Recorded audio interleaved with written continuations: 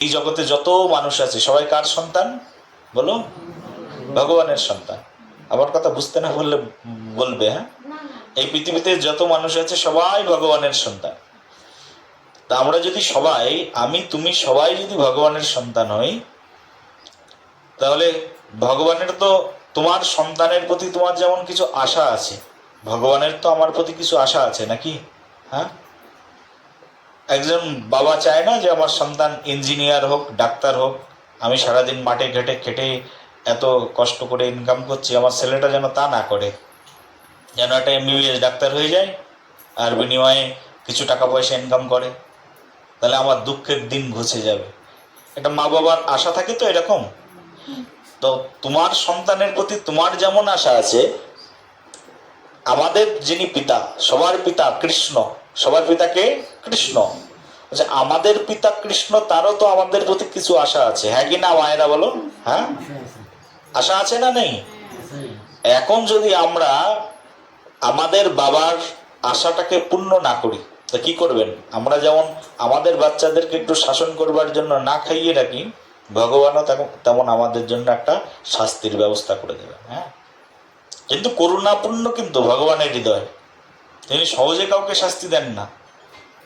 তখন ভগবান দেখেন যে এ তো আমার কথা শোনেই না, একে আমি এতবার বলছি ভজন করো ভজন করো, সত্যের পথে থাকো, ন্যায়ের পথে থাকো, ভগবত ভক্তি অনুশীলন করো, কই এ তো আমার কথা শোনে না।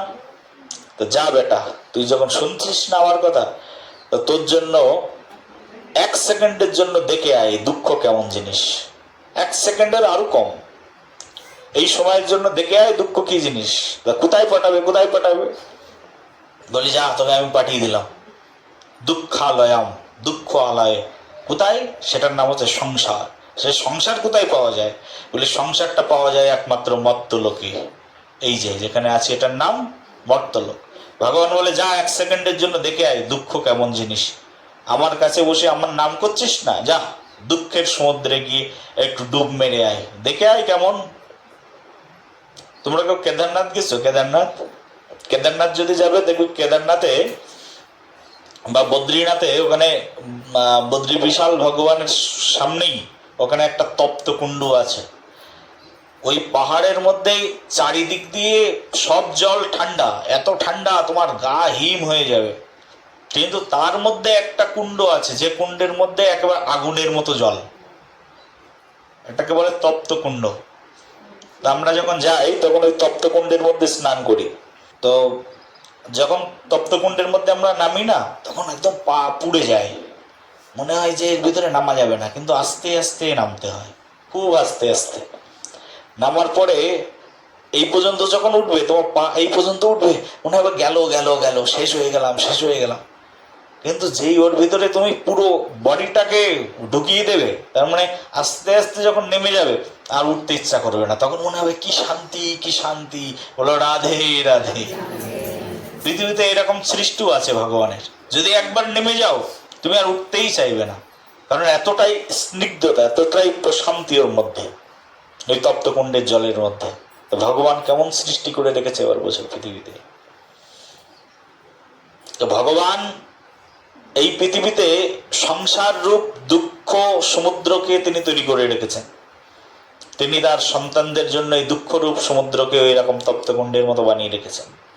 ভগবান বলেন তুই আমার কথা শুনছিস না, যা একটু দুঃখের সমুদ্র থেকে ডুব দিয়ে আয় ওই তপ্তকুণ্ডের মতো। আর দুঃখের সমুদ্রটা তো উনি কোথায় বানিয়েছেন? তো ওটা বানিয়েছেন এই পৃথিবীর মধ্যে। ভগবান শ্রীকৃষ্ণ তখন এই পৃথিবীতে সবাইকে পাঠিয়ে দেয়, আর পৃথিবীতে এসেই যখনই জন্মগ্রহণ করে, মায়ের কোলের মধ্যে যখন পড়ে যায়, তখনই দুঃখ শুরু হয়ে যায়। বলে তো একটা ছেলে বা একটা মেয়ে যখন মায়ের পেট থেকে বের হয়, তখন হি হি হি করে হাসে না করে কান্না করে? বলো কোনটা? হ্যাঁ, কাঁদতে কাঁদতে জন্মায় না হাসতে হাসতে জন্মায়? বলো, আরে বলো, কাঁদতে কাঁদতেই তো জন্মায়। বলি মানুষের যদি খুব সুখ থাকে তাহলে কি কাঁদে? দুঃখ আছে বলেই তো কাঁদে। সংসারটা দুঃখের, এটা জন্মের সময়ই মানুষ আগেই প্রমাণ করে দেয় যে যেখানে আসলাম এটা সুখের জায়গা নয়, এটা দুঃখের জায়গা। তুমি যখন জন্মেছিলে তখনও কেঁদেছিলে, আর এখন না কলকাতাতে আমাদের নার্সিং হোম হসপিটালগুলোতে যদি কেউ না কাঁদে তাহলে একেবারে হাতটা এরকম ধরে একেবারে পাছায় এইরকম করে চড় মারে নার্সগুলো, যাতে কাঁদে। না কাঁদলে ওই বাচ্চা মৃত, আর কাঁদলেই মনে করবে না বেঁচে আছে। বলো রাধে রাধে, প্রেম সে বলো। বাচ্চা যদি না কাঁদে তাহলে কি বলো? মৃত। তো এই সংসারের মধ্যে যারা প্রথমে জন্মগ্রহণ করে সে প্রথমে কেঁদেই জগৎ জীবকে জানিয়ে দেয় যে আমি দুঃখের সমুদ্রের মধ্যে এসে পড়লাম। সুখ পেলে কেউ তো আর কাঁদতে কাঁদতে জন্মায় না, দুঃখ পেয়েই মানুষ কাঁদতে কাঁদতে জন্মায়। তাহলে এই সংসারে সুখ পাবে কখনো কোনোদিনের জন্য? বলো, 107 বছর বয়স সুখ পেয়েছে কি জিজ্ঞাসা করে দেখো। সুখ সুখ করে কাঁদিও না আর, যতই কাঁদিবে ততই ভাবিবে ততই বাড়িবে হৃদয় ভার। এই পৃথিবীতে সুখ পাওয়া যায় না, এখানে দুঃখ, সবসময় দুঃখ। আর সুখ যদি কেউ পেয়ে থাকে সেই সুখটা হচ্ছে চুলকানি রোগের মতো সুখ।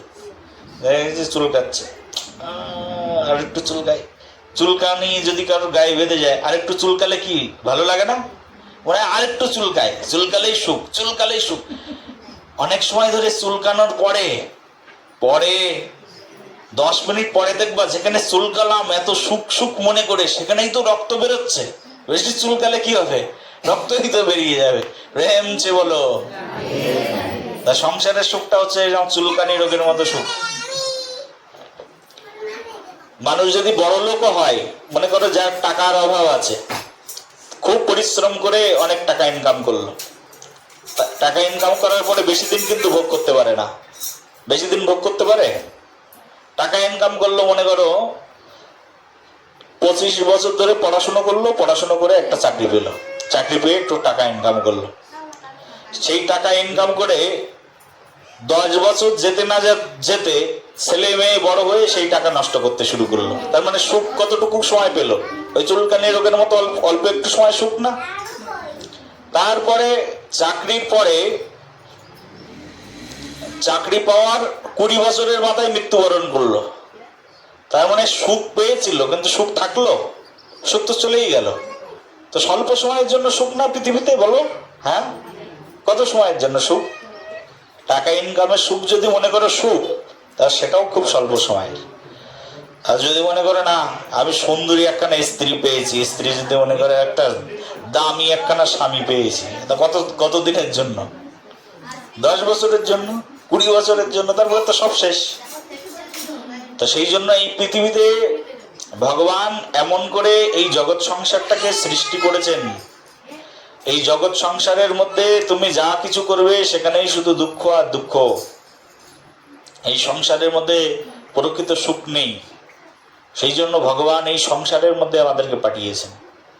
দেখবে স্বামী স্ত্রী 10 বছর প্রেম করে বিয়ে করার পরে, 10 বছর প্রেম করেছে কিন্তু একেবারে, যখন একেবারে ক্লাস 5-এ পড়ে তখন থেকে প্রেম করা শুরু করেছে, ঠিক আছে? আর ওদিকে 15 ক্লাস হয়ে গেছে, তারপরে বিয়ে করেছে। 10 বছর দেখে শুনে প্রেম করে বিয়ে করার পরে 2 বছরের মাথায় আবার ডিভোর্স। তার মানে কি হলো? এত বছর ধরে দেখে বিয়ে করার কি দরকার ছিল? আর ডিভোর্স দেওয়ার কি দরকার ছিল? ঝগড়া করে দেখা যাচ্ছে বাবার বাড়ি চলে গেল, থাকবোই না তোমার কাছে, আর শ্বশুর বাড়ি আর থাকবোই না, চলে গেল বাবার বাড়ি। ঝগড়া হয় না স্বামী স্ত্রী? হ্যাঁ, তো সুখ আছে? মনে করেছিলাম যে স্বামীর কাছে সুখ, কিন্তু সেখানেও তো কোনো সুখ নেই। তো সংসারের মধ্যে সুখ কোথায়? মনে করেছিলাম সন্তান জন্ম দিলে সুখ, সন্তান জন্ম দেওয়ার পরে সন্তান আর কথা শোনে না, তখন বাবার মনে, মার মনে এর চেয়ে বড় দুঃখ আর আছে? সন্তান যদি কথা না শুনে। বাবা বলছে বাবা মদের আঁকড়ায় যাস না, আর ওখানে গিয়ে ওই জগাই মাদায়ের মতো ভাড় ভাড় মদ গিলিস না, তাও সন্তান সেখানে চলে গেল। কি হলো? বাবার মনে দুঃখ আসলো না সুখ আসলো? বলো, দুঃখ। তো এই সংসারে যা কিছু করবে তাতেই দুঃখ। কোন শাশুড়ি হয়তো দেখে শুনে 10টা বউ দেখে একখানা বউ ঘরের মধ্যে নিয়ে এসছে, বৌমা আমার কথা শুনবে, হাত দেখে, জ্যোতিষী দেখে, গুরুদেব দেখে ধরে নিয়ে গিয়ে বৌমা নিয়ে এসছে। দেখা যাচ্ছে বৌমার কথাই শুনে না, শাশুড়ির মনে দুঃখ। ওদিকে বৌমা বড় অবজেকশন করে, আমার শাশুড়ির মতো দরজাল শাশুড়ি আর একটাও নেই, বলো রাধে রাধে। তো তার মনেও দুঃখ। সংসারে দুঃখ ছাড়া কি আছে? পাঁচজন একসঙ্গে থাকতে গেলেই দুঃখ। যার সঙ্গে সংসার করছো তার কথা এত তেড়া তেড়া। আরে যখন বিয়ে করেছিলাম তখন তো ভালোই কথাবার্তা বলতো, বিয়ের 2 রাত ভালোই কথাবার্তা বললো, এখন তো দেখছি খুবই তেড়া কথাবার্তা বলে, খুব বাজে রং বিহেভ করে। তো স্বামীর প্রতি অবজেকশন মানুষের। তাহলে সুখটা কোথায় এই জগৎ সংসারে? আছে সুখ? এই জন্য এই সংসারটাকে বলে দুঃখালয়ম অশাশ্বতম। কি বলে বলো? দুঃখালয়ম অশাশ্বতম। তার মানে এর শাশ্বততার কোনো বালাই নেই এই সংসারে। এই জগৎ সংসারে বলা হচ্ছে কেউ যদি প্রকৃতপক্ষে এই জগৎ সংসারে থেকে একটুখানি আনন্দ পেতে চায়, সত্যিকারের আনন্দ, আর সেই সত্যিকারের আনন্দ এই জগৎ সংসারে ভগবান সেটাও দিয়েছেন। তিনি যেমন এই সংসারের মধ্যে পাঠিয়েছেন তার সন্তানদেরকে খুব অল্প সময়ের জন্য, যাও এই সংসারের মধ্যে যাও।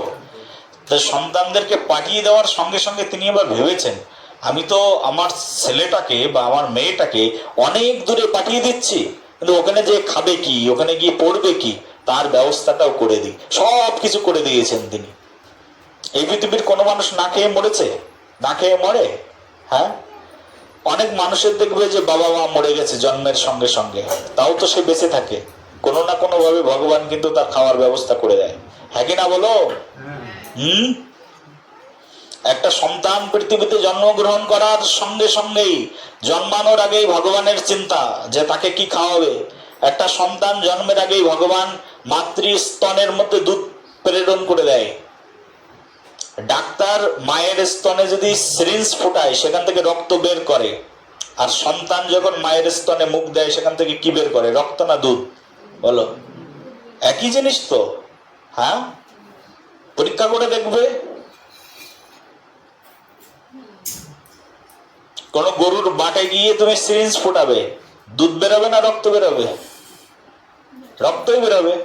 কিন্তু গরু যখন তার মাতৃস্তনে মুখ দিচ্ছে, কোন গোবৎস, তখন কি বেরায়? সেখান থেকে দুগ্ধ বের হয়। এই হচ্ছে ভগবানের সৃষ্টি, অবাক সৃষ্টি। এই পৃথিবীতে কেউ এই সৃষ্টিকে বুঝতে পারে না। এই হচ্ছে ভগবানের কৃপা। আমরা জন্মানোর আগে ভগবান আমাদের জন্য খাবার দাবার সব পাঠিয়ে দিয়েছেন। আমি এই জঙ্গলের মধ্যে আসবো, তাও ভগবান আমার জন্য খাবার দাবার পাঠিয়ে দিয়েছেন। মা রাঁধুনি চলে এসছেন, দুপুরবেলায় কি খাবো তার ব্যবস্থাও করে দিয়েছেন। আমি তার বাড়ির থেকে প্রস্তুতি নিয়ে আসিনি যে আমি যাচ্ছি উড়িষ্যার মধ্যে, সেখানে গিয়ে কি খাবো আমি ব্যাগের মধ্যে গুছিয়ে নিয়ে আসিনি তো, কিন্তু ভগবান খাওয়ার ব্যবস্থা করে দিচ্ছে। এখানে কাউকে চিনি না, আমি প্রথমবার এসছি, তাও ভগবান সবাইকে চিনিয়ে দিচ্ছেন, সবাইকে পরিচিত করিয়ে দিচ্ছেন, সবার ভালোবাসা দিচ্ছেন। ভালোবাসছো তো তোমরা? ভালো না বাসলে আমি এখানে থাকবো কেন? আমার কিসের অভাব পড়েছে এখানে থাকতে? ভালোবাসছো বলেই তো আছি, ভালোবাসছো বলেই কথা বলছি, প্রেম দিচ্ছ বলেই প্রেম দিচ্ছি। রূপ গোস্বামীপাদ আমাদের একটা শ্লোক আছেন, শ্লোকের মধ্যে রূপ গোস্বামীপাদ বলেছেন, দদাতি প্রতিগৃহ্ণাতি গুজ্জমক্ষান্তি পৃচ্ছন্তি ভুঙ্ক্তি ভজয়তি চৈব সর্ববিধাম প্রীতি লক্ষণম। বলছে মানুষের সঙ্গে মানুষের ভাব হয় 6 ভাবে। কয় ভাবে বলো? এই শ্লোকের অর্থ হচ্ছে এটাই, দদাতি প্রতিগৃহ্ণাতি গুজ্জমক্ষান্তি পৃচ্ছন্তি ভুঙ্ক্তি ভজয়তি চৈব সর্ববিধাম প্রীতি লক্ষণম। মানুষের সঙ্গে মানুষের 6 ভাবে সম্পর্ক হয়। তার মধ্যে বলছে একটি ভাব হচ্ছে তুমি যদি কারুর কাছ থেকে কিছু নেবে, বিনিময়ে তুমি কারুর কাউকে কিছু দেবে। কেউ তোমাকে, তুমি যদি কাউকে প্রেম প্রদান করো, সে তোমাকে প্রেম দেবে। তুমি কারুর দিকে যদি পাথর ছুঁড়ে মারো না, সে তোমাকে একটা ইট ছুঁড়ে মারবে। কারুর দিকে তুমি যদি ভালোবাসা ছুঁড়ে দাও, সে কিছু না কিছু ভালোবাসা তোমাকে রিটার্ন দেবে। জানো কি জানো না এটা? হ্যাঁ, এই জগৎ সংসারটা হচ্ছে এইরকম। কাউকে ভালোবাসো তাহলে সে তোমাকে ভালোবাসবে, আর তুমি যদি কাউকে দুঃখ দাও, সেও তোমাকে দুঃখ দেবে। কারোর সঙ্গে তুমি শত্রুতা করলে সেও চাইবে যে তোমার সঙ্গে আমি শত্রুতা করব। শত্রুতার মনোভাব থাকলে শত্রু পাওয়া যায়, মিত্রতার মনোভাব থাকলে মিত্র পাওয়া যায়। জগৎ সংসারটা হচ্ছে এরকম। এখন চিন্তা করে নাও, এই জগৎ সংসারের মধ্যে থেকে শত্রু বানাবে না মিত্র বানাবে, ভগবানের ভক্ত হবে না হবে না। ভগবান বলছে এই জগৎ সংসারের মধ্যে আমি একটুখানি সুখ দিয়েছি, সেই সুখটা কি? বলছে সেই সুখটা হচ্ছে, সেই আনন্দটা হচ্ছে, বাচ্চাগুলোকে একটু ঠান্ডা করবা, এই জগৎ সংসারে প্রকৃত আনন্দ মানুষ তখনই পায় যখন কেউ ভগবানের ভজন করেন, ভগবানের নাম কীর্তনে যুক্ত থাকেন, তখন হচ্ছে প্রকৃত আনন্দ। দেখবে প্র্যাকটিক্যাল দেখবে, একজন ব্যক্তি তোমার বাড়িতে এসছেন,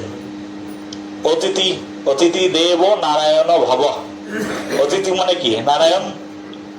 আর অতিথি এসে বলল যে বাবা আমি আজকে তোমার বাড়িতে পাঁঠার মাংস দিয়ে ভাত খাবো। তুমি দেখছো যে আমার বাড়িতে অতিথি এসছে, তা তুমি সারা গ্রাম খুঁজে খুঁজে একটা পাঁঠা কিনে নিয়ে আসলে, নিয়ে এসে নিজের হাতে মারলে, আমার এদিকে দিতে হবে না, ভক্তদের দেবো,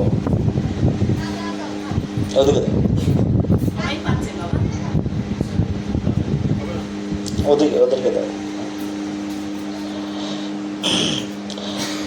অতিথিদেরকে তুমি মাংস দিয়ে খাওয়ালে, তুমি মনে মনে কি খুব আনন্দ পাবে?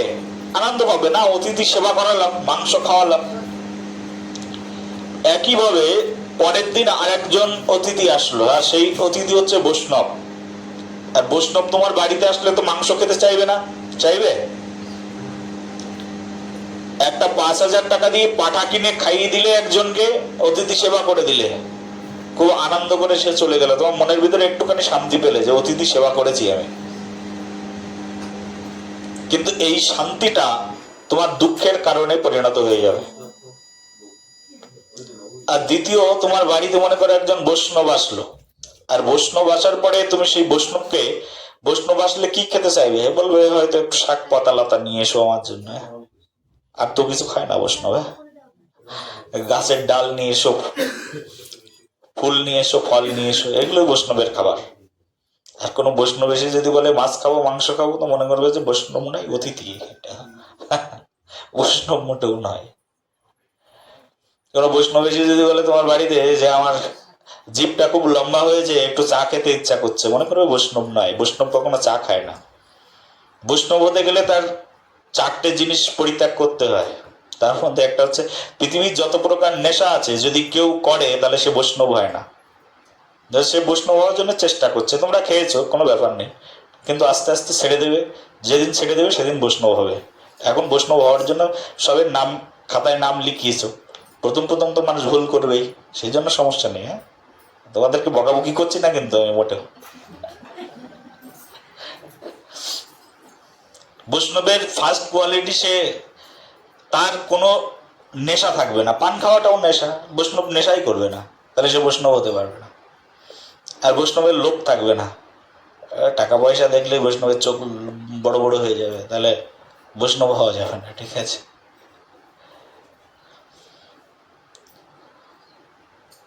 আমাদের যে ষড়রিপু বলছে, কাম ক্রোধ লোভ মোহ মদ মৎসর্য। বলছে কাম তো থাকবেই না, ক্রোধ থাকবে না, লোভ থাকবে না, মোহ থাকবে না। মোহ মানে কি? কোনো বস্তুর প্রতি অত্যাধিক প্রীতি, যে এটা চাই, না হলে কিন্তু ছাড়বই না। জেদ থাকবে না। আর কি থাকবে না? বলছে আর থাকবে না মাৎসর্য। মাৎসর্য শব্দের অর্থ কি? বলছে যে যা করুক করুক না, তাতে কি আছে। হিংসা থাকবে না বৈষ্ণবের মনের ভিতরে। হিংসা থাকলে বৈষ্ণব হওয়া যাবে না। কোনো বৈষ্ণব তোমার ঘরের মধ্যে মনে করে আসলো, কোনো বৈষ্ণব যদি তোমার ঘরের মধ্যে আসে, আর আসলে বৈষ্ণবকে একটু পাতা লতা শাকসবজি দিয়ে একটু দিয়ে দিলে, যে ভগবানকে ভোগ লাগিয়ে প্রসাদ পান, বৈষ্ণব আনন্দ করে ভগবানকে ভোগ লাগিয়ে প্রসাদ পেল, তুমি হয়তো 50টা টাকা 51 টাকা বৈষ্ণবের হাতে দিয়ে দিলে, বৈষ্ণব গ্রহণ করুন। এই একদিন বৈষ্ণব সেবা হয়ে গেল। তুমি দেখবে বৈষ্ণবকে, ওই যে তুমি ওই একদিন সেবা দিয়েছো, সে পরিপাটি করে রান্না করে নিজে ভগবানকে ভোগ লাগিয়ে খেলো, এই সুখ আর একজনকে 5,000 টাকার পাটা কিনে দিয়ে খাওয়ানোর সুখ, দুটোর ভিতরে অনেক পার্থক্য আছে। প্রকৃত সুখ তুমি তখনই পাবে যখন বৈষ্ণব তোমার বাড়িতে এসে আহার করে চলে যাবে। একটা বস্ত্র দান করে দিলে দেখবে মনের ভিতরে একটা শান্তি লাগবে। কিন্তু একজন মানুষকে এমনি অন্য সাধারণ মানুষকে কিছু দিয়ে দেবে না, ওতে তোমার অতটা শান্তি লাগবে না। কারণ একজন বৈষ্ণব গ্রহণ করেছেন, আর বৈষ্ণব তো দান করলেই সব বৈষ্ণব কিন্তু সবকিছু গ্রহণ করে না। বৈষ্ণবদের আবার সবকিছু গ্রহণ করার অধিকার নেই। বলে যে যিনি সন্ন্যাসী বৈষ্ণব, তিনি প্রয়োজনের অতিরিক্ত যদি কোনো কিছু গ্রহণ করে শিষ্যদের কাছ থেকে, তাহলে তার সন্ন্যাস ধর্ম নষ্ট হয়ে যায়। যতটুকু প্রয়োজন ততটুকু গ্রহণ করবেন। মনে করো আমার পড়ার জন্য প্রয়োজন হচ্ছে 3টে বস্ত্র, তাহলে 4টে বস্ত্র আমার তো কোনো প্রয়োজনে নেই। যদি কেউ দান করে তাহলে অন্য কাউকে দান করে দিতে হবে। এটা হচ্ছে বৈষ্ণবের ভূষণ, বৈষ্ণবের এটা হচ্ছে কর্তব্য। অতিরিক্ত সঞ্চয় করাটাও বৈষ্ণবের জন্য অপরাধ। তা সেই জন্য বৈষ্ণবের হাতে তুমি কিছু দেবে, দিলে দেখবে যে তোমার মনের ভিতরে প্রসন্নতা চলে আসছে। অথবা তুমি এই যে সামনে আসছে মনে করো দুর্গাপূজা, দুর্গাপূজায় তো মানুষ নতুন বস্ত্র কিনে নিজে পরে। এই দুর্গাপুজোর দিন তুমি একটা কাজ করবে, তোমার বাড়িতে যদি গোপাল থাকে, বা তোমার বাড়িতে নেই, পাশের বাড়ির কারুর বাড়িতে গোপাল আছে বা কৃষ্ণ আছে, মন্দির আছে, একটা 500-700 টাকা দিয়ে একটা বস্ত্র কিনে কারুর ওই বাড়ির ওই গোপালকে বা ওই কৃষ্ণকে পরিয়ে দিয়ে আসবে। দেখবে সারাদিন তোমার মনের ভিতরে এত শান্তি থাকবে, এই শান্তি কোনোদিন কোনো দিনের জন্য তুমি আর লাভ করতে পারবে না কোনো কাজে। এটাকে বলে পরম শান্তি। সেই জন্য ভগবানের সেবায় যত শান্তি আছে এই পৃথিবীতে, এমন শান্তি আর কিছুতে নেই। সেই জন্য এই সংসারে এসে ভগবান একটা সুযোগ দিয়েছেন যে সুখ লাভ করার। আর সেই সুখটা কি?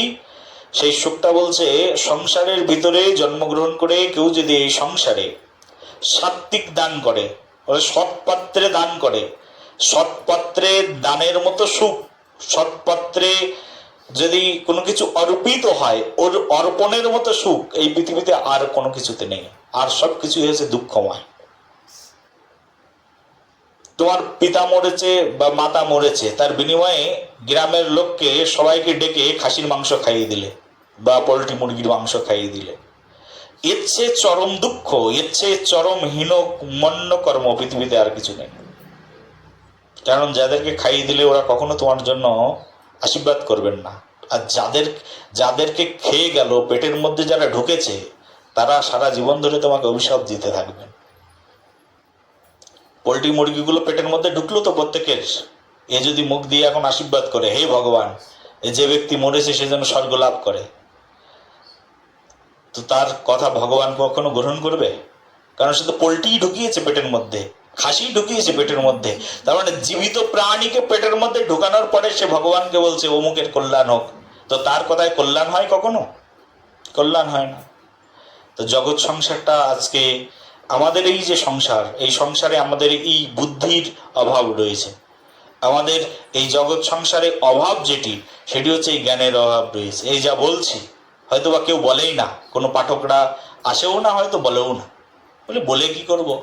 বললেই আমার টাকা কমে যায়, ভিজিট কমে যায়। নাহলে বেশি বললে আমাকে পরের বছর আর ডাকবে না। তার চেয়ে দুটো গান গেয়ে চলে যায়, একটা গল্প বলে চলে যায়। বেশি শেখানোর দরকার নেই। প্রেম সে বলো, বলো সবে। এই জগৎ সংসারে তুমি যদি প্রকৃত সুখ পেতে চাও, শোনো মা, যদি প্রকৃত সুখ পেতে চাও এই জগৎ সংসারে, একমাত্র কৃষ্ণ ভজন ছাড়া আর উপায় নেই।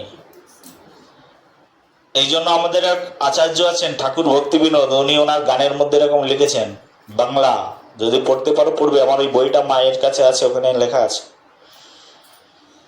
তোমার ভজনে দুঃখ হয় যদি, সেও তো পরম সুখ, সেবা সুখ দুঃখ পরম সম্পদ, নাশয়ে অবিদ্যা দুঃখ।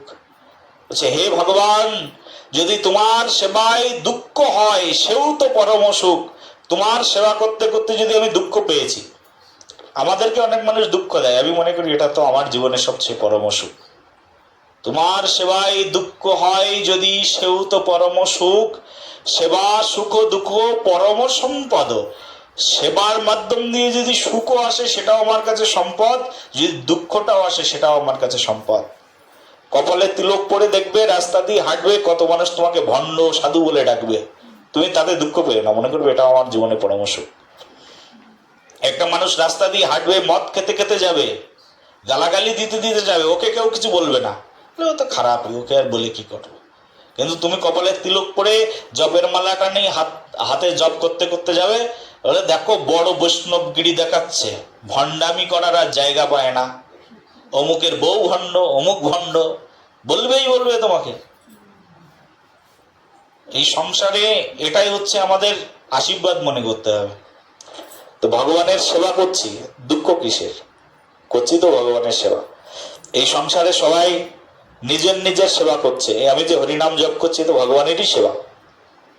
ভগবানের জন্য একটু তুলসী পাতা তুলবে, একটু ফুল তুলবে, মানুষজন তোমাকে উল্টো পাল্টা বলতে থাকবে, কিন্তু তুমি তো নিজের জন্য করছো না। এইটা যেটা করছো এটা তো ভগবানের জন্য। তো ভগবানের জন্য যদি করে দুঃখ পাই তাহলে দুঃখ, কিন্তু এটাও মনে করতে হবে জীবনে বড় সুখ। এই আমরা যে ভগবানের নাম প্রচার করি, কত মানুষ কথা কথা বলে, বলি ভণ্ডামি করার আর জায়গা পাও না। তোমাদের রাম রহিম বাবাকে দেখেছে তো, জেলে পড়েছে, তোমাকেও পড়বে, আমাকে একজন বলছে। তো ভালো, খুব খুব ভালো কথা। জগৎ সংসারটা হচ্ছে এইরকম, এখানে কত মানুষ আসবে আর যাবে, কিন্তু এই সংসার কারোর কোনো কথা মনে রাখে না। এই সংসারে তুমি যদি এই পৃথিবীতে এসে তুমি যদি ভগবানের সেবা করো, সেটা চিরদিনের জন্য অক্ষয় হয়ে চলে যাবে। ভগবানের মন্দিরে গিয়ে যদি কোনোদিন ঝাড়ু লাগিয়ে দাও, অক্ষয় হয়ে যাবে, ওটা কোনোদিনের জন্য ধ্বংস হবে না। কোনো তীর্থস্থানে যাওয়া উচিত একজন ভক্তের, মাঝে মধ্যে তীর্থ ভ্রমণ করা উচিত। হ্যাঁ, তোমরা এখানে আছো, এখান থেকে মাঝে মধ্যে যাবে নবদ্বীপে, মাঝে মধ্যে যাবে বৃন্দাবনে, তীর্থ ভ্রমণ বছরে একবার হলে অন্তত তীর্থ ভ্রমণে যেতে হয়। গুরু আশ্রমে তো যেতেই হয় বছরে একবার। গুরু আশ্রমে বা তীর্থে গিয়ে কর্তব্য কি একজন ভক্তের? বলে আমি এখনো ভক্ত হতে পারিনি, সেই জন্য ভক্ত হওয়ার জন্য যে আশ্রমে গিয়ে ঝাড়ু লাগাতে হয়, ঝাড়ু দিতে হয়, মন পরিষ্কার হয়ে যায় আশ্রমে ঝাড়ু দিলে। গুরুদেবের কাপড় চোপড় কেচে দিতে হয়, মন পবিত্র হয়ে যায়। আমার কাপড় কাচার দরকার নেই। আমি পৃথিবীতে কেউ তোমাকে দেখবে না তুমি পাপ করছো, কিন্তু উপরে একজন বসে আছে, তিনি তো দেখছেন তুমি পাপ করছো কি পুণ্য করছো। এটাকে বলে সৎ ভাবনা। আর সৎসঙ্গ করলে আমরা এই শিক্ষাটা পাই। তুমি উপবাস করে ঘরের মধ্যে কি খেলে কেউ দেখতে যাবে না, কিন্তু উপরে একজন বসে আছেন, তিনি তো দেখছেন। তোমার হৃদয়ের মধ্যে একজন বসে আছেন, তিনি তো দেখছেন তুমি কি করছো না করছো। তুমি ভাব দেখাচ্ছ না প্রকৃত ভক্ত হয়েছো, অন্তর্যামী অন্তরের মধ্যেই তো বসে আছেন, তিনি তো বুঝতে পারছেন তোমার হৃদয়ের ভিতরে ভক্তি কতটুকু। সেই জন্য কাকে ফাঁকি দেবে? এই জগৎ সংসারে কাউকে ফাঁকি দেওয়া যায় না, নিজের ফাঁকি নিজেকেই দিতে হয়। বলো সবে প্রেম সে বলো। দেখো আমাদের এক ভক্ত ছিল, এ তো আমাদের এই জগৎ সংসারের কথা। প্রাণী কুলেও কেউ যদি ভগবানকে কিছু দেয় না, তুমি যদি ভগবানকে কিছু দাও তাতেই তুমি এত সুখ পাবে। সামান্য কিছু দান করলেই ভগবান তাতে সন্তুষ্ট হয়ে যায়। অল্প সামান্য কিছু দাও ভগবানকে, তাতেই সন্তুষ্ট হয়ে যায়। কিন্তু কি দিয়েছি আমাদের জীবনের? পুরো জীবনটা দিয়েছ কেউ ভগবানের নামে? এই দেহটা কে দান করেছে? তোমাকে ভগবানই তো দান করেছে। বরঞ্চ তুমি তোমার ছেলেকে বলো বয়স হলে তারপরে গিয়ে ভজন করবি, তার মানে তুমি কত বড় পাপী চিন্তা করো। নিজে করোনি, আবার নিজের ছেলেকে করতে দিচ্ছ না, নিজের মেয়েকে করতে দিচ্ছ না, যে বয়স হলে ভজন করবি। এখনো সময় হয়েছে নাকি কৃষ্ণ ভজন করার? আমাদের ভগবান এত কিছু দিয়েছেন যে একটা জীবন যদি দিয়ে দিই ভগবানের নাম কীর্তনের জন্য, ভগবানের সেবার জন্য, তাই একটা জীবন কম পড়ে যায়। কোটি কোটি জীবন দিয়ে দিলেও কম পড়ে যায়। কোটি কোটি কান যদি পাই, সেই কান দিয়ে যদি কৃষ্ণ কথা শ্রবণ করি তাও যেন কম হয়ে যায়। কোটি কোটি মুখ যদি পাই, সেই মুখ দিয়েও যদি কৃষ্ণ কথা বর্ণনা করি যেন বর্ণনা কম হয়ে যায়। কৃষ্ণ কথা হচ্ছে এইরকম বিশাল কথার উপতরঙ্গ। একবার এক গোপী ভগবান শ্রীকৃষ্ণকে বলছে, কৃষ্ণ আমাদেরকে কে তৈরি করেছে? বলি কেন, জানো না বুঝি? বিধাতা তৈরি করেছেন। বলে যে বিধাতা তৈরি করেছেন সেই বিধাতা তৈরি করতেও জানে না, সৃজন জানে না। বলি বিধাতা সৃজন জানে না? কৃষ্ণই তো বিধাতা, কিন্তু কৃষ্ণ ধারা দিচ্ছেন না। যে বিধাতা আমাদেরকে তৈরি করেছেন তিনি জানেন না কি করে তৈরি করতে হয় মানুষ। তখন কৃষ্ণ বলছে, গোপী বলো তো কিভাবে তৈরি করলে মানুষ সন্তুষ্ট হবে? তো বলছে, যে বিধাতা তৈরি করেছে তার বোঝা উচিত ছিল যে এই দুটো নয়ন দিয়ে শুধু যদি আমার প্রাণ গোবিন্দকে দেখি, এই দেখাটা যেন কম হয়ে যায়। কোটি কোটি নয়ন কেন আমাদেরকে দিল না, যে নয়ন দিয়ে শ্রী গোবিন্দের রাতুল চরণ দর্শন করতে পারি? কোটি কোটি কর্ণ কেন দিল না, দুটো কান কেন দিয়েছে বিধাতা? এতই যদি সৃজন জানে, এই দুটো কান দিয়ে কৃষ্ণ নাম কতটুকু শ্রবণ করা যায়? এই দুটো কান দিয়ে কৃষ্ণের গুণাগুণ কতটুকুই শ্রবণ করা যায়? কোটি কোটি কর্ণ কেন দিল না কৃষ্ণের কথা শ্রবণের জন্য? সেই জন্য বিধাতা যিনি, তিনি সৃজন জানেন না। সৃজন জানলে তোমার মতো প্রভুকে, তোমার মতো আচার্যকে দর্শনের জন্য কোটি কোটি কর্ণ প্রদান করত, কোটি কোটি নয়ন প্রদান করত, যে নয়ন মাধুরীমায় শুধু তোমার দর্শন পাওয়া যেত। তোমার ওই প্রেমময় কথামৃত আমার এই রসনা কীর্তন করত। একটাই মাত্র মুখ দিয়েছে, যে মুখ দিয়ে শুধু একবারই কীর্তন করা যায়। সহস্র সহস্র মস্তক থাকলে, সহস্র সহস্র মুখ থাকলে, সেই মুখ দিয়ে অজস্র ধারায় তোমার নাম গুণাগুণ কীর্তন করতে পারতাম। কি সৃষ্টি করেছে ভগবান আমাদেরকে, সৃজনই তো জানে না। ব্রহ্মা প্রথমে একটাই মুখ ছিল। ভগবান শ্রীকৃষ্ণকে বলছেন, হে প্রভু, মাত্র একটা মুখ দিয়ে তোমার নাম কীর্তন করে শান্তি পাচ্ছি না, আমাকে আর 3টে মুখ দিয়ে দাও না কৃপা করে। কৃপা ভিক্ষা করে ব্রহ্মাজি আর 3টি মস্তক নিয়ে নিলেন।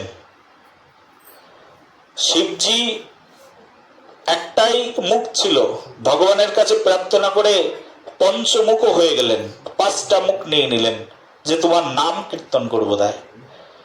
আর আমরা এমনও সুন্দর মানব জন্ম পেয়ে কীর্তনই করি না, চা খেয়েই জীবন কাটিয়ে দিলাম।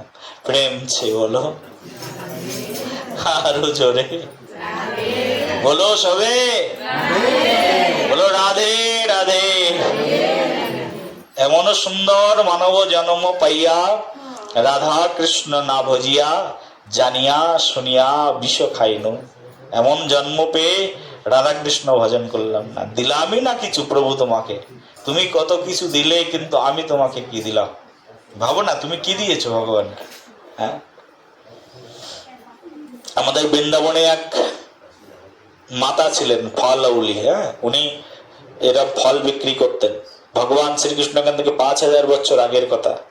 মাথায় করে ঝুড়িতে করে, দেখেছো না এরকম ছবি? মাথায় করে ঝুড়িতে করে ফল নিয়ে যাচ্ছেন এক মা, মাথায় করে ঝুড়িতে করে এক বৃদ্ধা মাতা ফল নিয়ে যাচ্ছেন।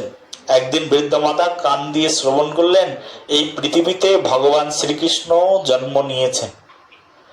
এই কৃষ্ণের জন্মের কথা শুনে এই মা ভাবছেন, আমি তো ফল বিক্রি করে বেড়াই লোকের বাড়িতে বাড়িতে, কোনো না কোনো দিন আমার হয়তো কৃষ্ণের দর্শন হয়ে যাবে। বলি, কৃষ্ণ দেখতে কেমন? বলছে, কৃষ্ণকে একবার যদি কেউ দেখে নয়ন আর ফেরানো যায় না, তার এমন রূপমাধুরী। বলে, কৃষ্ণের গায়ের রং কেমন? বলে, কৃষ্ণ খুব ছোট, কিন্তু তার গায়ের রংটা শ্যামল বর্ণ, শ্যাম শোভায় শোভিত, নীলব মেঘের মতো তার গাত্রবর্ণ। আর একবার যদি সেই শ্যাম সুন্দরকে কেউ দর্শন করে, তাহলে তার হৃদয় মন পরিপূর্ণ হয়ে যায়। মা ভাবছেন, কবে আমি সেই শ্যাম সুন্দরের দর্শন পাবো। শ্যাম সুন্দরের দর্শন পাওয়ার জন্য মা প্রতিদিন মাথায় করে ফলের ঝুড়ি নিয়ে ওই বৃন্দাবনের রাস্তায় রাস্তায় ঘোরেন। মনের ভিতরে ইচ্ছা যে একদিন না একদিন শ্যাম সুন্দরের দর্শন পাবো। প্রতিদিন সকালে ঘর থেকে যখন বেরোয়, তখন বৃন্দাজির কাছে প্রার্থনা করে বেড়ায়। এই যে আছে, বললাম না বৃন্দাজি যাও সামনে, এই বৃন্দাজির কাছে প্রার্থনা করে বেড়ায়, হে বৃন্দা দেবী, তুমি কৃপা করে আমাকে কৃষ্ণ দর্শন করিয়ে দিও। প্রতিদিন প্রার্থনা করে বেড়াতে বেড়াতে একদিন সত্যি সত্যি সেই ফলাউলি মাতা, তিনি ওই মাথায় করে ওই ফলের ঝুড়িটা নিয়ে যেতে যেতে সেই নন্দ মহারাজের বাড়িতে গিয়ে উঠেছেন। উঠে চিৎকার করছেন, কি গো ফল নেবে, ফল নেবে বলে চিৎকার করছেন। আর মায়ের সেই সুন্দর মধুর কথা শ্রবণ করে অন্তর্যামী ভগবান তো দূর থেকে অন্তরে বুঝে গেছেন যে আমার ভক্ত আসছে আমাকে দর্শন করবার জন্য। কে কোন ভাব নিয়ে যায়, কে কোন ভাব নিয়ে চলে, ভগবান সব কিছুই জানেন। ভগবান ভাবগ্রাহী জনার্দন, ভক্তের ভাবটাকেই গ্রহণ করেন, কি ভাব নিয়ে তিনি আমাকে ভালোবাসছেন। তুমি মন্ডা মিটাই আর রাজভোগ যাই খাওয়াও না কেন, ভগবানের ভ্রুক্ষেপ নেই ওতে। ভগবানের ভ্রুক্ষেপ শুধুমাত্র ভালোবাসায়, কে আমাকে কতটুকু ভালোবাসছে। ভগবান যখন দেখছেন তার ভক্ত ডাকছেন ফল নেবে করে, ভগবান কৃষ্ণ তখন খুব ছোট্ট, সবে হাঁটতে শিখেছেন। ভগবান শ্রীকৃষ্ণের পায়ে নুপুর বাঁধা আর রুনুঝুনুর শব্দ করতে করতে ঘর থেকে বেরিয়ে গেছেন কৃষ্ণ। বলছে ফল নেব, বিনিময়ে তো কিছু দিতে হবে। ওই যে বললাম না, দদাতি প্রতিগৃহ্ণাতি গুহ্যমক্ষান্তি পৃচ্ছন্তি ভুংতে ভুজতে চৈব সর্ববিধাম প্রীতি লক্ষণাম। কারোর কাছ থেকে কিছু নিলে বিনিময়ে দিতে হয়, আর এটা ভগবান শিখিয়েছেন। ভগবান তখন নিজে কি নিয়ে যাবেন? ফল অউলির কাছ থেকে ফল নেওয়ার জন্য ভগবান শ্রীকৃষ্ণ হাতে করে অনেকগুলো ধান চালের বস্তা ছিল নন্দ মহারাজের ঘরে, ওখান থেকে এক মুঠো তুলেছেন, এইভাবে এক কোষ তুলেছেন। তুলে ভগবান শ্রীকৃষ্ণ হাঁটতে হাঁটতে যাচ্ছেন। কৃষ্ণের হাঁটার শব্দ হচ্ছে থমকে থমকে থমকে থমকে কৃষ্ণ হাঁটতে হাঁটতে যাচ্ছে। যেতে যেতে যেতে যেতে দেখেন ভগবান শ্রীকৃষ্ণের হাতে আর একটাও শস্য দানা নেই, সব পড়ে গেছে। দেবে কি আর নেবে কি? ফলউলির কাছে যখন গেছেন দেখেন ফলউলি ফল সাজিয়ে নিয়ে বসে আছেন, কত রকম হরেক রকমের ফল। সেই ফল থেকে সেই কৃষ্ণকে যখন দর্শন করলেন যে একটা ছেলে ছুটতে ছুটতে আসছে কিছু ফলের জন্য, আর কৃষ্ণের সেই গমন, তার গমনাম মধুরাম বদনাম মধুরাম অধরাম মধুরাম, সবকিছু মধুর। সেই মধুর মধুর রূপ মাধুরী দর্শন করে যেন একেবারে চোখ মুখ ঝলসে উঠল সেই ফলউলি রমণীর। তিনি বলছেন পৃথিবীতে কত বালক দেখেছি, এমন বালক দেখিনি, কিন্তু এই কি সেই কৃষ্ণ যিনি পৃথিবীতে নরলীলায় এসে জন্মগ্রহণ করেছেন, স্বয়ং ভগবান মানব রূপে এসেছেন, এ কি সেই? বুঝেও যেন বুঝতে পারছেন না। ভগবান যদি কাউকে না বোঝায় কেউ বুঝতে পারে না, সামনে দিয়ে ঘুরে যাবে বুঝতেও পারবে না।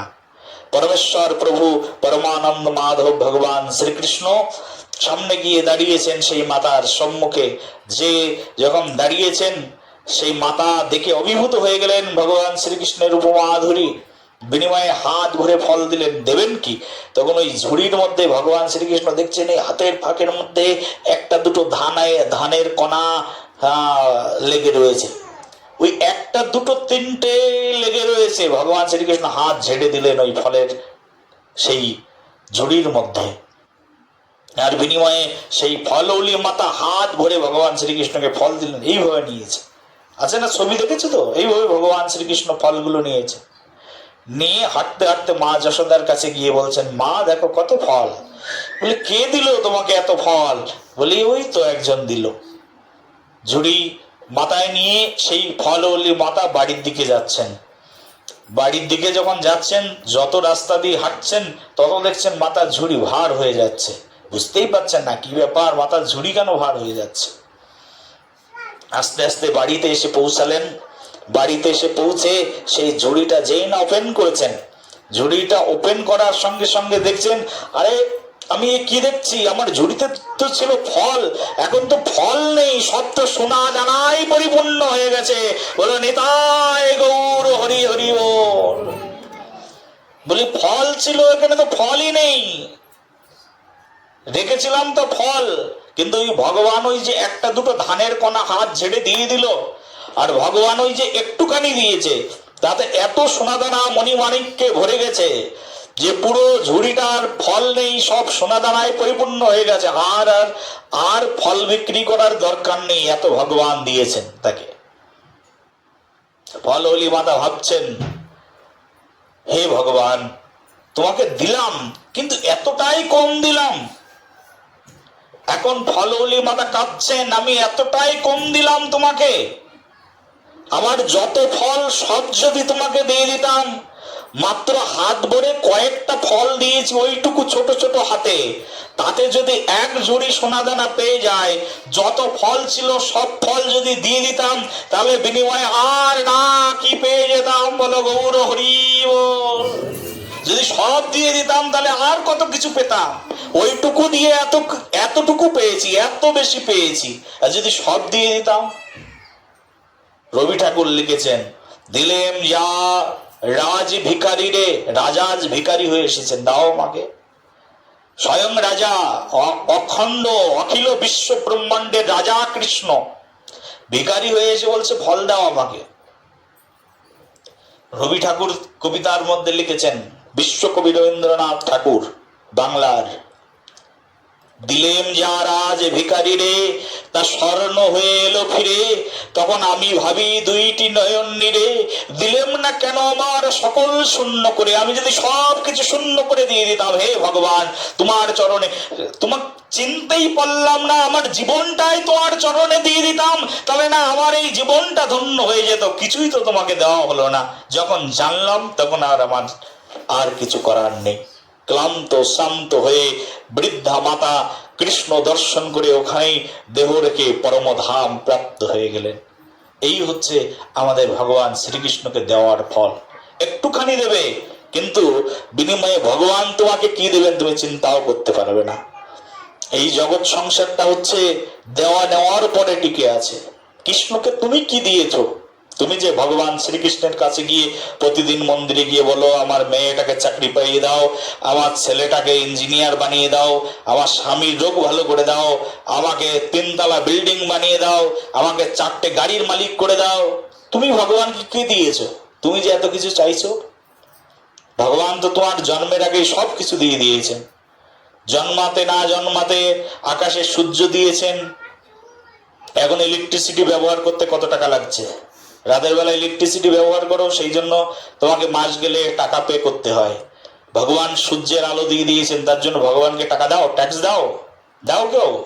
হ্যাঁ, রাতের বেলায় রাতের ঘন ঘটা অন্ধকার দূর করবার জন্য ভগবান চন্দ্রকে উদ্ভাসিত করে দিয়েছেন, চন্দ্র দেবতাকে টাকা দাও? পৃথিবীর যত দেব দেবতা আছে সব ভগবান শ্রীকৃষ্ণের চাকর। ভগবান শ্রীকৃষ্ণের ইশারায় তারা সবকিছুই দিচ্ছেন আমাদেরকে। দেবতা ইন্দ্র আমাদেরকে জল প্রদান করেন, শস্য হচ্ছে, জমিতে ফসল হচ্ছে, কি দাও বিনিময়ে? তুমি শ্যালো পুঁতে নিচে জল সেচন করে জল তুলে প্রতিদিন দাও, কত টাকা খরচ হয় দেখো। একটা মেশিন পুঁততেই বা কত টাকা লাগে, পাইপগুলো নিচের ভিতরে ঢোকাতে কত টাকা লাগে। আর বিনিময়ে ভগবান তার ভক্তদের দিয়ে, ইন্দ্র দেবতাকে দিয়ে তোমাকে যে এত বৃষ্টি প্রদান করছেন এই পৃথিবীতে, তুমি বিনিময়ে ভগবানকে কি দাও? নিশ্চয়ই শুধু জগৎ সংসারে শুধু নিয়েই যাচ্ছি, ভগবানের কাছে দিচ্ছি কি? সেই জন্য আমাদের নেওয়ার আগে দেওয়ার শিক্ষাটা গ্রহণ করতে হবে। আমরা এই শিক্ষাটা পাই না যে আমাদেরকে ভগবানকে দিতে হবে। ভগবান এই জগৎ সংসারে যা কিছু আছে, তুমি যে বিল্ডিংটা বানিয়েছো এটাও ভগবান দিয়েছেন। মাটিটা কোথায় পেয়েছো? তোমার বাবার বাবা কি কিনে রেখেছিল মাটি? হ্যাঁ, মাটি না হলে ইট তৈরি হতো? সিমেন্ট গুলো কোথায় পেয়েছো? লোহা গুলো কোথায় পেয়েছো? সব তো ভগবানই দিয়েছেন। ভগবানের জিনিস ব্যবহার করে ভগবানের বাড়িতেই আছো, আর ভগবানকে থাকতে দেওয়ার জন্য একটা ছোট্ট ঘরও তোমার ঘরের মধ্যে নেই। আছে না এরকম অনেক বাড়ি? ভগবানকে রাখার মতো কোনো ঘরই নেই। ভগবান দিয়েছেন এত সুন্দর বিল্ডিং তোমাকে, কিন্তু ভগবানকে তুমি কি দিলে? এই জন্য ভগবানের মনের সবচেয়ে বড় দুঃখ আমাদের এই জগৎ সংসারে। আমরা যেমন আমরা পিতা, আমাদের সন্তান আমাদের কথা শোনে না, এটা আমাদের মনে দুঃখ। তেমনি ভাবে ভগবানের সন্তান আমরা ভগবানের নাম করি না, এটাও ভগবানের মনে দুঃখ। আর এই জগৎ সংসারে, এই দুঃখের সংসারের মধ্যে ভগবান আমাদেরকে এই জন্য পাঠিয়েছেন যেন আমরা দুঃখের মধ্যে থেকে একটু শাস্তি অনুভব করে বুঝি যে ভগবানকে ডাকা প্রয়োজন। প্রত্যেকটা মানুষের জীবনে ছোটখাটো দুঃখ থাকে না? প্রত্যেকটা মানুষের জীবনে ছোটখাটো কষ্ট থাকে। ভগবান এই কষ্টগুলো দিয়ে মানুষকে বুঝায়। কাউকে রোগ দিয়ে বুঝায়, কারো সম্পদ কেড়ে নিয়ে বুঝায়, কাউকে বিভিন্ন ধরনের পরীক্ষা দিয়ে বোঝায়, একটা অসৎ সন্তান দিয়ে বোঝায়, দুঃখ দিয়ে বোঝাতে চায় যে আমার কাছে চলে আয়, সংসারে তোকে দুঃখ দিচ্ছি আমার কাছে ফিরে আসবার জন্য, আমার নাম করবার জন্য। তাও আমরা বুঝতে পারি না। বলো সবে প্রেম সে বলো। আমরা বুঝতেই পারি না ভগবান এত কিছু দিয়ে আমাদেরকে বোঝায়, চলে এসো আমার কাছে, আমার নাম করো, আমার গান করো, আমার গুণগান করো, কিন্তু বুঝতে পারে না, ভালোবাসা নেই। এই ভগবানকে ভালোবাসবার জন্য, ভগবানকে পাওয়ার জন্য, এই জন্য সাধু সঙ্গ করা প্রয়োজন। ভগবানকে ভালোবাসবার জন্য যদি তুমি সামান্যতম সাধু সঙ্গ করো, তাতেই তোমার পরম কীর্তি, পরম শান্তি লাভ হয়ে যাবে। একজন সদ্গুরুদেব, সৎ আচার্য সাধুর সঙ্গ করলে হৃদয়ের মধ্যে এই ভক্তি বেড়ে যায়। আমাদের এক ভক্ত ছিল, যে ভাগবত মহাপুরাণের মধ্যেই রয়েছে,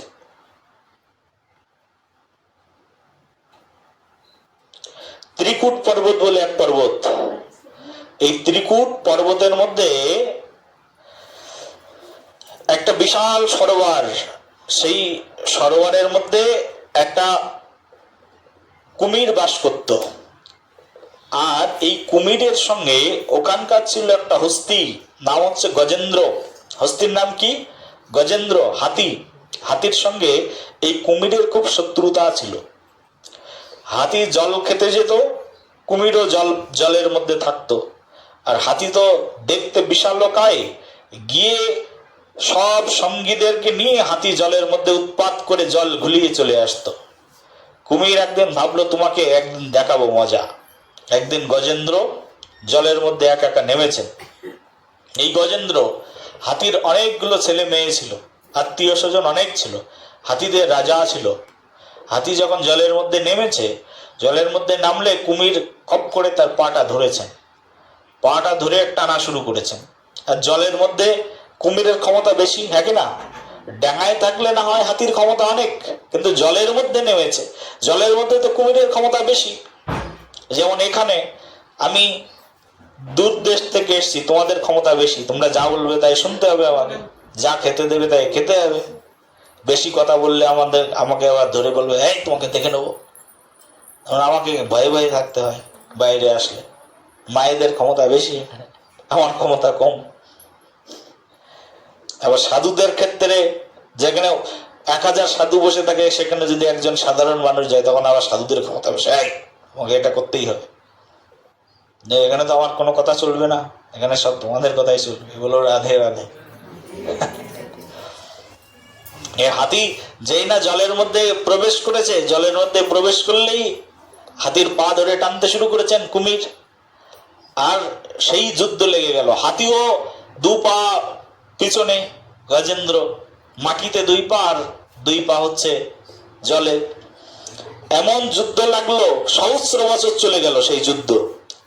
হাতির অন্যান্য হাতিরা এসে, গজেন্দ্রের ছেলে মেয়েরা এসে গজেন্দ্রকে টেনে ধরতে থাকলো। তার স্ত্রী আসলো, একদিন দেখলো যে যুদ্ধ করতে করতে হাতির একটা বোধ হলো, বুদ্ধি হলো। দেখছে যে অনেক দিন হয়ে গেছে কুমিরের সঙ্গে এই গজেন্দ্রের যুদ্ধ চলছে। দেখলেন যে কিছুদিন পরে তার সব ছেলেরা আস্তে আস্তে তাকে ছেড়ে চলে যাচ্ছে। তারপর সবার পেটে খিদে আছে, তো সবাই আস্তে আস্তে ছেড়ে বাড়িতে চলে যাচ্ছে, যার যার নিজের অঞ্চলে চলে যাচ্ছে। এইভাবে এক এক করে ছোট ছেলে, বড় ছেলে, মেজ ছেলে, এরকম যতগুলো গজেন্দ্রের বাচ্চা ছিল সবাই চলে গেল। তারপরে শেষমেশ স্ত্রী ছিল গজেন্দ্রের সঙ্গে, স্ত্রীটাও চলে গেল। এখন গজেন্দ্র একা একা যুদ্ধ করছে, কার সঙ্গে? কুমিরের সঙ্গে। কুমিরের সঙ্গে এইরকম যুদ্ধ লেগেছে, সেই কুমির টানতে টানতে একেবারে গজেন্দ্রকে জলের মধ্যে টেনে নিয়ে এসছেন। কারণ কুমিরের সঙ্গে কিন্তু গজেন্দ্র পেরে উঠছেন না, টানতে টানতে একেবারে জলের মধ্যে নিয়ে চলে এসছেন। আর পুরো জল রক্তাক্ত হয়ে যাচ্ছে, যত দিন যাচ্ছে জল লাল রঙে রক্তাক্ত হয়ে যাচ্ছে। কুমিরও ছাড়বেন না গজেন্দ্রকে। সেই জলের মধ্যে যখন পড়েছে, মাথা চোখ ডুবে গেলেই তো হাতির সব শেষ। হাতির সবচেয়ে বুদ্ধি শক্তিমত্তা তো তার সুরে আর তার চোখে। এখন তার চোখ যদি ডুবে যায় তো হাতি তো মৃত্যু হয়ে গেল। তো হাতি দেখছে যে সারা জীবন তো স্ত্রীকে সময় দিয়েছি, স্ত্রী আমাকে ছেড়ে চলে গেল, সারা জীবন ছেলেদের জন্য কাজ করেছি, ছেলেরা আমাকে ছেড়ে চলে গেল, আমার তো কেউই নেই এই সংসারে। আমি মনে করেছিলাম সবাই আমার আপন, কিন্তু এই সংসার দেখছি কেউ আমার আপন নয়। হাতি তখন মনে করলো, হে ভগবান, তোমার বিষয়ে কত কথা শুনেছি, কিন্তু কখনোই তো তোমাকে ডাকিনি। তো এই সরোবরের উপরে কিছু ফুল ফুটেছিল, পদ্ম ফুল। তো হাতি বলছে, আমি তো জীবনে কিছুই তোমাকে দিইনি। হাতি ওই পদ্ম ফুল তার সুর দিয়ে বাগিয়ে নিয়েছেন, নিয়ে ওই পদ্ম ফুলটা তুলেছেন মৃত্যুর আগে। মৃত্যুর শেষ মুহূর্তে এসে হাতি ওই পদ্ম ফুলটা যখন বাগিয়ে তুলেছেন, তুলে হাতি বলছেন, হে ভগবান, কিছুই তো তোমাকে দিলাম না, এই পদ্ম ফুলটা অন্তত তুমি গ্রহণ করো। যাওয়ার আগে এই পৃথিবী থেকে যদি কোনো সৎকর্ম করে যেতে পারি। মৃত্যুর আগে সৎ বুদ্ধির উদয় হয়েছে। ওই একটা ফুল তুলে নিয়ে ওম গোবিন্দায় নম বলে যেই হাতি দিয়েছেন গোবিন্দ চরণে, আর সঙ্গে সঙ্গে গোবিন্দ উপর থেকে নিচে নেমে চলে এসেছেন। দিতে যতটুকু সময়, তার চেয়ে আরো অধিক দ্বিগুণ সময় হস্তি নিচে চলে এসেছেন, এই ভগবান নিচে চলে এসেছেন হস্তিকে উদ্ধার করবার জন্য। হাতির সেই লেজ যে পুচ্ছ আছে না, হস্তির সেই পুচ্ছ ধরে ভগবান শ্রীকৃষ্ণ দিয়েছেন এমন টান, আর সেই টানে হাতি তো উপরে চলে আসলো, আর সঙ্গে সঙ্গে সেই কুমিরটা আগের উপরে চলে আসলো, কারণ ভগবানের চরণে শরণাগত হয়ে গেলেন সেই হাতি। এত বছর ধরে যুদ্ধ করছে, কেউ সাথে নেই, কিন্তু শেষ মুহূর্তে কাকে ডাকলেন হাতি? গজেন্দ্র বলো কাকে? ভগবানকে। যেই না ভগবানকে ডেকেছেন, ভগবান চলে এসছেন, আর ভগবান চলে এসে সঙ্গে সঙ্গে উদ্ধার করেছেন। কিন্তু একটা অবাক ঘটনা কি জানো তো, হাতি ডেকেছে ভগবানকে, কিন্তু হাতি উদ্ধার হওয়ার আগে কুমির উদ্ধার হয়ে গেছে। বুঝলে কি বুঝলে না? হ্যাঁ, হাতি ডাকলো ভগবানকে পদ্ম ফুল দিয়ে, কিন্তু উদ্ধার হয়ে গেল কুমির।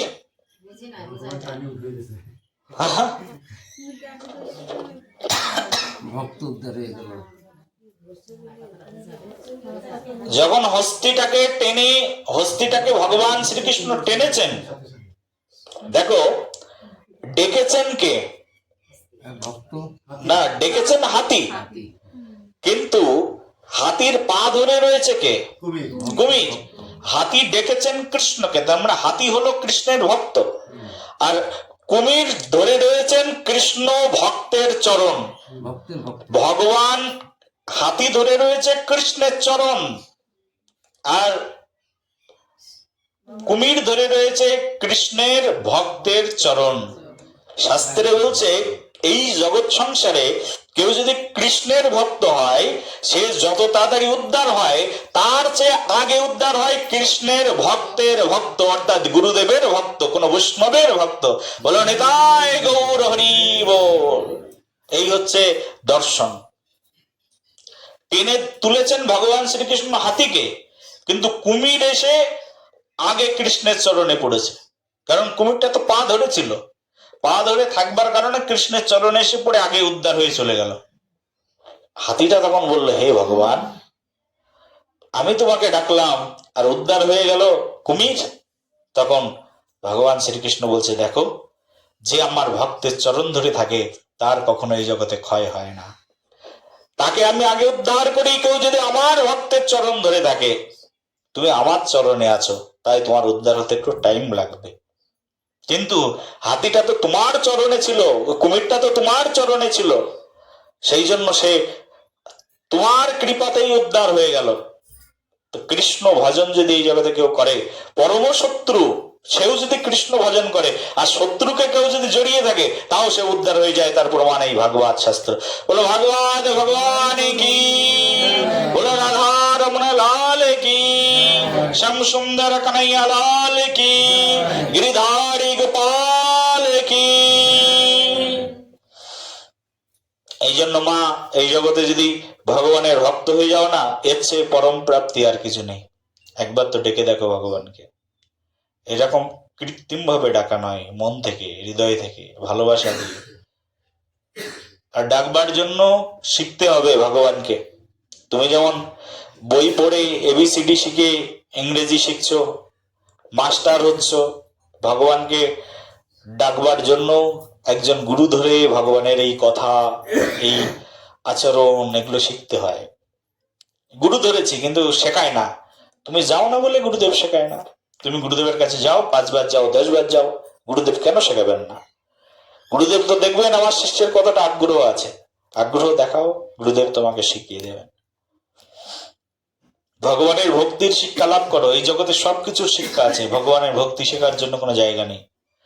স্কুল আছে, কলেজ আছে, বিশ্ববিদ্যালয় আছে, সেখানে বায়োলজি শেখানো হয়, কেমিস্ট্রি শেখানো হয়, হিস্ট্রি শেখানো হয়, ম্যাথমেটিক্স শেখানো হয়, কিন্তু এই পৃথিবীর এমন কোনো স্কুল কলেজ বিশ্ববিদ্যালয় বানানো নেই যেখানে ভক্তি শেখানো হবে।